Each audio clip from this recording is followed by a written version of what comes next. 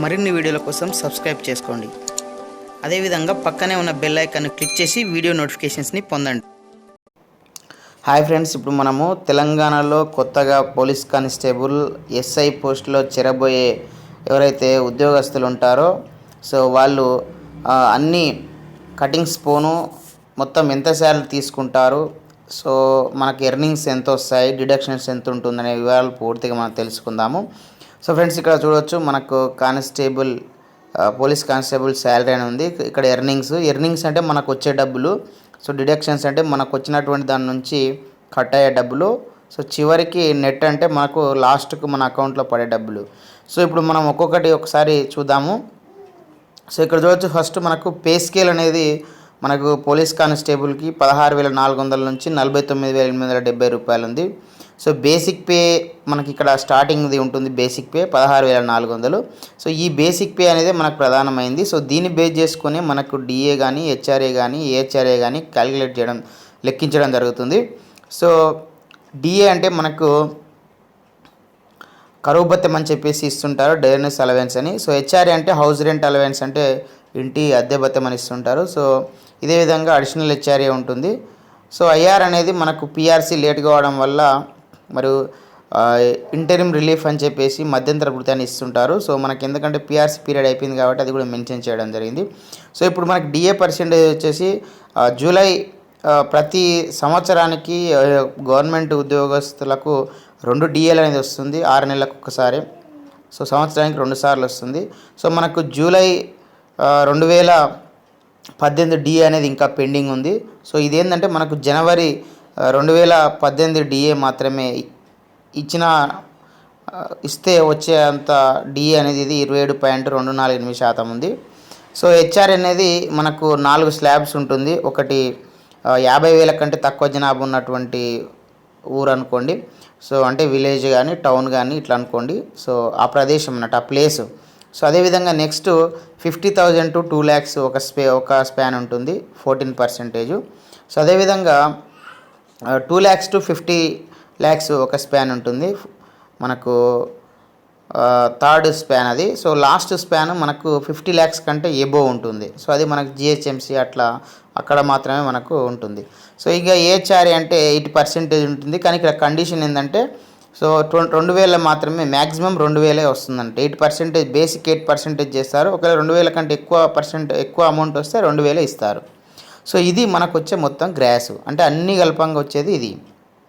So ఇప్పుడు ఇందులో నుంచి కట్ అయ్యేది ఏంటంటే సిపిఎస్ అని ఉంటుంది.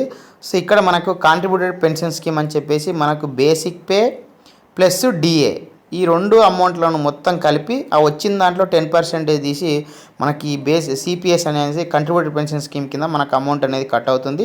సో దీనికి మరి ఒక 10% గవర్నమెంట్ యాడ్ చేసి మళ్ళీ మనకు రిటైర్మెంట్ అప్పుడు మనం చేసినటువంటి అమౌంట్ ప్లస్ గవర్నమెంట్ ఇచ్చినటువంటి అమౌంట్లో కొంత పర్సెంటేజ్, అంటే 40% మనకు పెన్షన్ ఇచ్చి 60% అమౌంట్ అనేది ఇస్తుంది. సో ఈ పెన్షన్ సిస్టమ్ బాగాలేదని చెప్పేసి, సో ఓల్డ్ పెన్షన్ సిస్టమ్ కావాలని చెప్పేసి ఇప్పుడున్నటువంటి ఉద్యోగస్తులందరూ కూడా మరి ఓల్డ్ పెన్షన్ కోసం అయితే మనకు ప్రయత్నం అయితే చేస్తున్నారు. సో 2004 నుంచి నియామకమైనటువంటి అందరికి కూడా మనకు సిపిఎస్ అనేది ఉంది.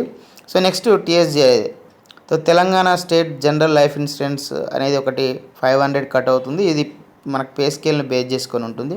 సో అదేవిధంగా ఇది కూడా జిఐఎస్ అంటే గ్రూప్ ఇన్సూరెన్స్ స్కీమ్ అని 30 రూపాయలు కట్ అవుతుంది. ఇది కూడా మనకు పే స్కేల్ని బేస్ చేసుకొని కట్ అవుతుంది. సో అదేవిధంగా పీటీ అంటే ప్రొఫెషనల్ ట్యాక్స్, సో ఇది అందరి ఉద్యోగస్తులకు వృత్తి పన్ను అని చెప్పేసి 200 రూపాయలు కట్ అవుతుంది. సో ఈ విధంగా ఇవన్నీ కలుపుకొని మొత్తం చూసినట్టయితే 2,817 రూపాయలు ఇక్కడ మనకు డిడక్షన్స్ వస్తున్నాయి. సో నెట్ అంటే ఈ గ్రాస్ నుంచి ఈ నెట్ను తీసేయంగా మొత్తం వచ్చే అమౌంట్ ఎంత అంటే 21,332 రూపాయలు మీ యొక్క అకౌంట్ శాలరీలో, మరి శాలరీ అకౌంట్లో మనకు బ్యాంకులో క్రెడిట్ అనేది అవుతుంది, అంటే జమ అవుతుందని ప్రతి నెల. సో ఇదేంటంటే మనకు డిఏ అంటే మనకు పెండింగ్లో ఉన్నటువంటి ఆ డిఏను కాకుండా ఇప్పుడు ప్రజెంట్ ఉన్నటువంటి డిఏ ప్రకారము సో 12% హెచ్ఆర్ఏ ప్రకారం మనం చూడడం జరిగింది. సో ఇప్పుడు మనకు ఏదైతే మీకు ఇంకా రిక్రూట్మెంట్ కావడానికి చాలా సమయం ఉంది కాబట్టి ఖచ్చితంగా ఇప్పుడు రావాల్సినటువంటి డిఏ కూడా వస్తుంది. సో దాన్ని బేస్ చేసుకొని ఒకసారి మనం చూద్దాము. సో ఇక్కడ చూడవచ్చు డిఏ పర్సెంటేజ్ అనేది నేను 30.392 అనేది పర్సెంటేజ్ రావాల్సి ఉంది. ఆల్రెడీ సెంట్రల్లో అనౌన్స్ చేశారు, మనకు కూడా త్వరలో రావచ్చు. సో హెచ్ఆర్ అనేది ఇక్కడ మీరు అబ్జర్వ్ చేసినట్లయితే చూడవచ్చు, ఇక్కడ డిఏ పర్సెంటేజ్ ఇంత పెరిగితే మనకు ఎంత పెరిగింది అనేది ఇక్కడ మీరు అబ్జర్వ్ చేయండి అన్నీ. సో డిఏ పెరిగినప్పుడు మనకి గ్రాస్ అనేది పెరుగుతుంది. సో అదేవిధంగా మన డిడక్షన్లో కూడా మనకు తేడా వస్తుంది, ఎందుకంటే బేసిక్ పే ప్లస్ డిఏ కాబట్టి ఇక్కడ మారుతుంది, కాబట్టి మిగతాది ఇక్కడ కూడా మారుతుంది. సో ఇక్కడ కూడా మారుతుంది, మీరు అబ్జర్వ్ చేయొచ్చు ఇక్కడ. సో అదేవిధంగా నెక్స్ట్ ఇంకొక అంశం ఏంటంటే హెచ్ఆర్ఏ పర్సెంటేజ్ 12% ఉంటేనే ఇది, అంటే 50,000 కంటే తక్కువ జనాభా ఉన్నవే ఎక్కువ ఉంటాయి. ఆల్మోస్ట్ మనకు అన్నీ కూడా మండల్ టౌన్స్లోనే ఎక్కువ పోలీస్ స్టేషన్లు ఉంటాయి. సో రేర్గా మనకు అంటే డిస్ట్రిక్ట్స్గా హెడ్ క్వార్టర్స్ కానీ మరి అదేవిధంగా జిహెచ్ఎంసీ కానీ అక్కడ ఉన్నటువంటి జనాభా ప్రకారం మాత్రము వేరు ఉంటుంది. సో 14.5 చూసినట్లయితే ఇది మనకు ఇంతకుముందే చెప్పుకున్నట్టుగా మనకి ఏదైతే 50,000 నుంచి 2 లక్షల జనాభా ఉన్నటువంటి ప్రాంతంలో ఈ విధమైన హెచ్ఆర్ఏ ఉంటుంది. సో మీరు అబ్జర్వ్ చేయొచ్చు ఏ విధంగా చేంజ్ అవుతుంది అనేది, గ్రాసు మనకు మారినప్పుడు గ్రాసు నెట్ ఏ విధంగా చేంజ్ అవుతుందని మీరు చూడొచ్చు. సో అదేవిధంగా 20% చేసినప్పుడు ఏ విధంగా చేంజ్ అవుతుందో మీరు అబ్జర్వ్ చేయొచ్చు. సో అదేవిధంగా మనకు 30% ఉన్నప్పుడు ఇది గ్రేటర్ హైదరాబాద్లో ఉంటుంది, ఏ విధంగా చేంజ్ అవుతుందని మీరు అబ్జర్వ్ చేయొచ్చు. సో ఈ విధంగా మనకు పోలీస్ కానిస్టేబుల్ సంబంధించి ఉంటుంది. అయితే మనకి ఇక్కడ ఐఆర్ అనేది మనం మెన్షన్ చేయలేదు. సో ఇది మనకి ఎక్కువ 12% ఎక్కువ మనకు అప్లికబుల్ అవుతుంది, ఎందుకంటే 50,000 కంటే ఎక్కువ జనాభా ఉన్నటువంటివి ఎక్కువ ఉంటాయి, తక్కువ ఉన్న జనాభా ఎక్కువ ప్లేసెస్ ఉంటాయి మనం చేసేది. అయితే ఐఆర్ ఏంటంటే మనకు ఏదైతే పిఆర్సీ ఉంటాయో, మనకు పిఆర్సీ 2018 జూలై 1 నాటికే మనకు పిఆర్సీ అనేది అమలు కావాల్సి ఉంటుంది. సో ఆ డేట్ అనేది అయిపోయింది ఆల్రెడీ. సో ఇప్పుడు మనం కొత్త పిఆర్సీ టర్మ్లోకి వచ్చేసినాం కాబట్టి ఇప్పటివరకు పిఆర్సీ ఏంటంటే పెరిగినటువంటి ధరలకు అనుగుణంగా జీతాలను పెంచడానికి ప్రతి 5 సంవత్సరాలకు వేతన సవరణ సంఘం అని ఒక కమిషన్ వేసి దాన్ని ఇచ్చినటువంటి ఫిట్మెంటు డిఏను కలిపి సో మనకు స్కేల్ అనేది పెంచడం జరుగుతుంది. సో దాన్ని బట్టి మనకు శాలరీస్ అనేది పెరుగుతుంటాయి.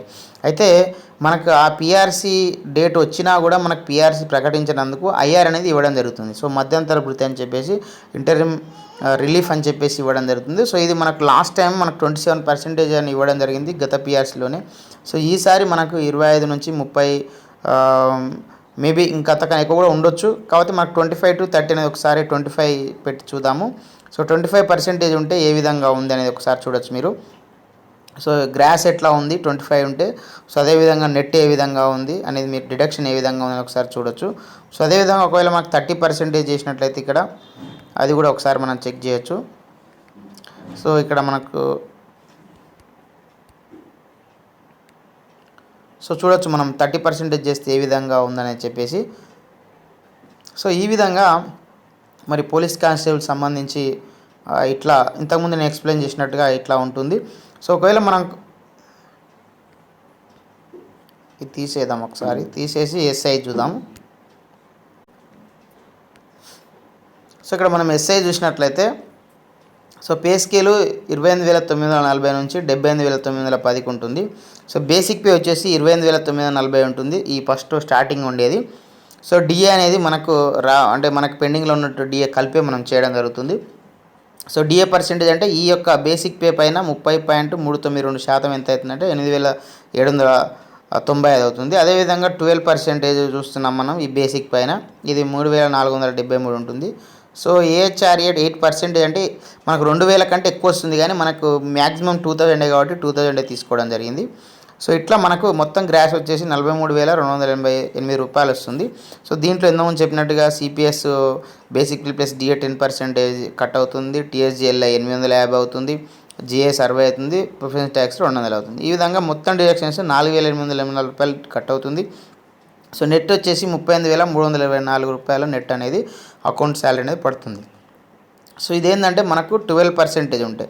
ఒకసారి మనము 14% ఎంత ఉందో మీరు చూడొచ్చు, చేంజ్ అవుతుంది. సో అదేవిధంగా 20%కి ఏ విధంగా చేంజ్ అవుతుందో చూడొచ్చు, అదేవిధంగా 30%కి ఏ విధంగా చేంజ్ అవుతుందో చూడొచ్చు.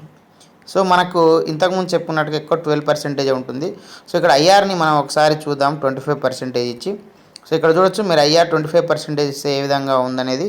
సో మనకు 45,559 రూపాయలు అనేది మనకు శాలరీ అకౌంట్లో పడే అవకాశం ఉంటుంది. సో అదేవిధంగా ఒకవేళ మనకు 30% ఇచ్చినట్లయితే ఐఆర్ ఇచ్చినట్లయితే చూడండి ఒకసారి. సో మనకు 47,006 రూపాయలు అనేది మనకి ఇక్కడ చూపించడం జరుగుతుంది.